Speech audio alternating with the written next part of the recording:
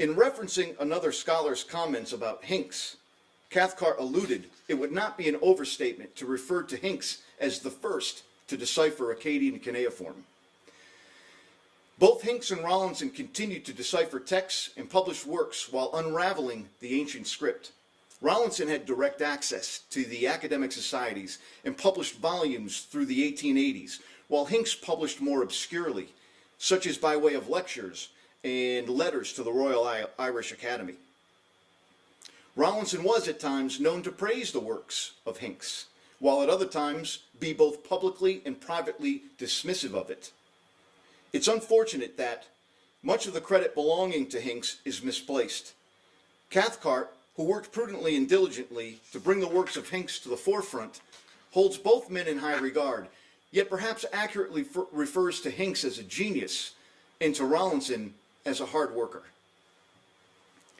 At some point during the Old Babylonian period, an author, editor, or scribe of sorts with knowledge of or direct access to the ancient Sumerian tales expanded upon and weaved at least some of the poems into an integrated Akkadian story. This is evidenced by nearly all of the oldest Akkadian literary narratives known, including the Gilgamesh stories, being dated to the Old Babylonian period. The oldest Akkadian copies of the epic are from the Old Babylonian period and have been found throughout Babylonia. To date, it is unknown if the rendition in Akkadian was the work of one person or a collaboration. Andrew George, however, believes differently. He writes, quote, "Such is the beauty of the Old Babylonian fragments that one may be sure that the poem was originally the work of a single poetic genius." Since only a few tablets from the Old Babylonian period depicting an integration of the stories have been discovered, it remains speculative if the entire epic existed at this time. However, the many differences between the Old Babylonian tablets suggest that there may have been an integration already in existence entitled "Surpassing All Other Kings." There is a fair amount of discrepancy between the tablets found from this period. Many do not coincide word for word, and subplots and stories vary greatly. The tablets have also been found to come in a variety of sizes and styles, such as using different numbers of columns and lines of script. This leads scholars to believe that initially there may have been any number of integrated versions of the epic by the early part of the second millennium. The Old Babylonian versions were written over the course of several tablets, perhaps 1 through 11, front and back, with each side divided into vertical columns separating the lines of cuneiform script. To date, there has been no counterpart found in Sumerian. Rather, the Old Babylonian is, according to Andrew George, quote, "a wholesale revision of Gilgamesh material, forming a connected story composed around the principal themes of kingship, fame, and fear of death." Despite the differences between the Old Babylonian tablets, they all seem to share the basis of poetic beauty and narration.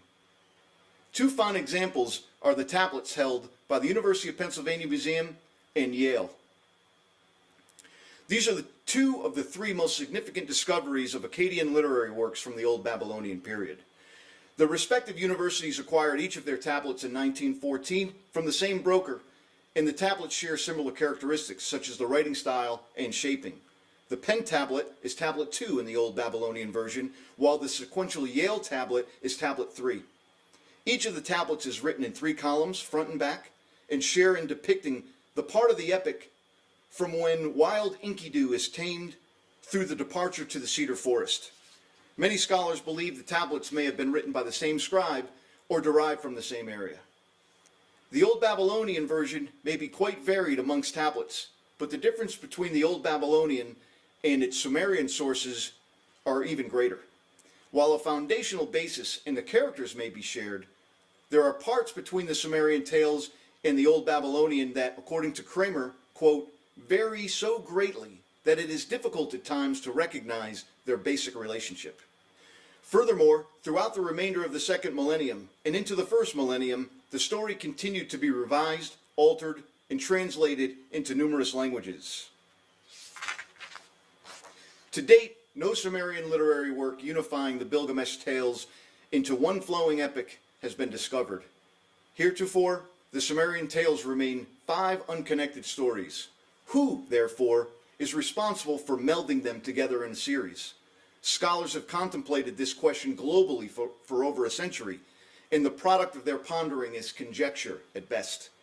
Many scholars note, through tradition, that Mesopotamians believed that the author who unified the tales into an epic was a Babylonian named Sinleki-Unini.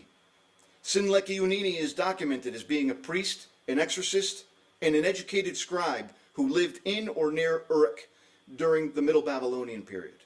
Contrary to traditional belief, modern scholars doubt he was the original author of the unified series or epic because versions are known to have existed in the Old Babylonian period. Sinleki-Unini may, however, have been the author and editor to put the final polishing touches for what is now known as the standard version. The correlation between the Sumerian Gilgamesh poems and the consolidated versions is undeniable, and therefore the derivation of the epic from Sumerian sources is not only plausible, it is ineluctable. The Middle Babylonian period was a pivotal point for the epic insofar as its development. Major revisions were being made. The Old Babylonian versions were disappearing and being replaced in the first millennium BCE, not by a unique composition, but with a new reworded version wherein sections had been completely restructured. This late or standard Babylonian version, as it is known today, was the main form of the epic in the first millennium BCE and was known then as He Who Saw the Deep.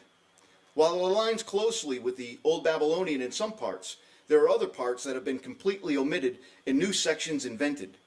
The revisions may have been due to a change in religious beliefs, cultural or ethnic influences, or simply poetic expansion. Several hundred years may separate the Old Babylonian and Standard Babylonian 11 and 12 tablet versions, the latter of which some scholars believe is the most significant in possession. Upon the establishment of the 11 tablet epic, a subsequent 12th tablet was added. This tablet comprises essentially an Akkadian translation of the latter half of Gilgamesh, Enkidu, in the Netherworld, the ancient Sumerian poem.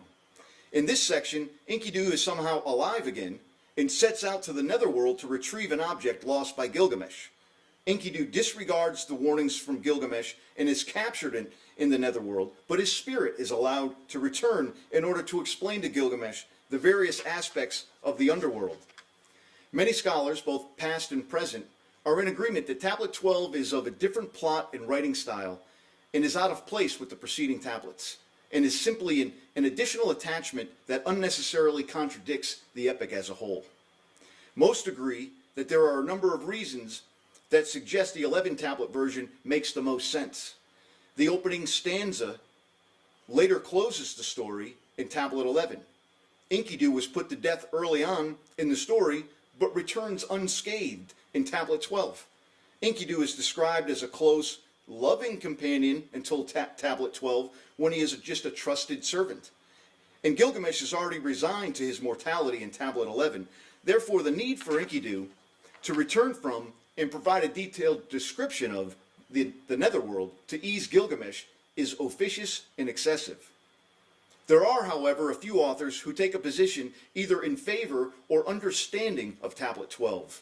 Nicola Volpe comes to the defense of the additional tablet in Irony and the Unity of the Gilgamesh epic, stating that it is, quote, a necessary and elegant conclusion.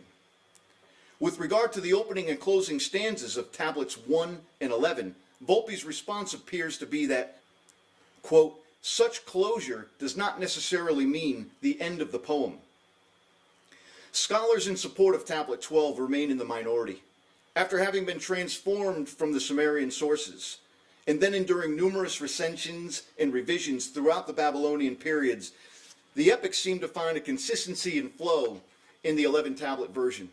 Tablet 12 is quite simply a weird addition that affects the literary credibility of the epic as a whole.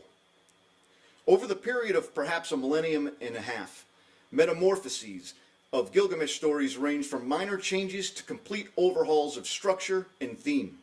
There are, however, obvious consistencies throughout the versions. Gilgamesh the king, the relationship with Enkidu, their adventures, Enkidu's death, Gilgamesh's struggles and wandering, the quest for immortality, and the return of Gilgamesh to Uruk. Although Gilgamesh is said to be one-third god, he is mostly human throughout the epic. From early on, he is playful and reckless, yet selfish and irresponsible. With Enkidu, he experiences love, companionship, and fraternity, and together they experience dangerous thrills and adventure, accomplishment and mortality. Grief, loss, and sorrow follow, only to be trumped by the resignation to mortality, enjoying life daily, and building a legacy with hopes of reuniting with loved ones in the afterlife. I review the classical and biblical parallels in this paper as well. There's a critical difference between the study of Sumerian and Akkadian texts and those of biblical and other classical literature. The early and original source biblical and classical texts, written on papyrus and other materials, have long since perished, leaving critics and scholars to hypothesize and conjecture insofar as the analysis of the evolution and culmination of those extant texts. The texts discovered in Mesopotamia, on the other hand, were inscribed in clay and hardened to endure the test of time and elements for millennia. Lacking not the empirical data of other ancient literature, the Sumerian and Akkadian texts can be documented from perhaps the earliest origins throughout the final versions. Recognizing the parallels between the Mesopotamian literature and the classical and biblical texts, I postulate that the tales in cuneiform are, in part, the original source materials for the classics, much like the Sumerian sources appear to be the original sources for the epic. For much of the epic, Gilgamesh is concerned and then obsessed with immortality. His angst motivates him to risk his own life, wandering to the furthest stretches of the earth to seek it. The Council of Siduri in the Old Babylonian version, and then of Utnapishtim in the Standard Babylonian version, is at first rejected. Gilgamesh then acquiesces to the rejuvenating aquatic plant, which is later swiped by the serpent. And all is for naught. Not quite. His legacy continues thereafter, on durable media, translated into several languages, and collected in libraries for millennia, yet, like the aquatic plant, it is swiped away again, this time by wars, destruction, and the falling of empires. Much to Ashurbanibal's credit, as well as that of Layard and Rassam, and from George Smith to Andrew George, Gilgamesh's legacy, his immortality, has been revived, rejuvenated, and reinstated. As more tablets are discovered, more parts of the story can be filled in. Indeed, after 5,000 years, the rambunctious Gilgamesh has secured his immortality. Closing with a quote from Andrew George, "It is a neat irony, surely appreciated by every educated Babylonian, that the hero who failed to become a god in life became one in death." Thank you.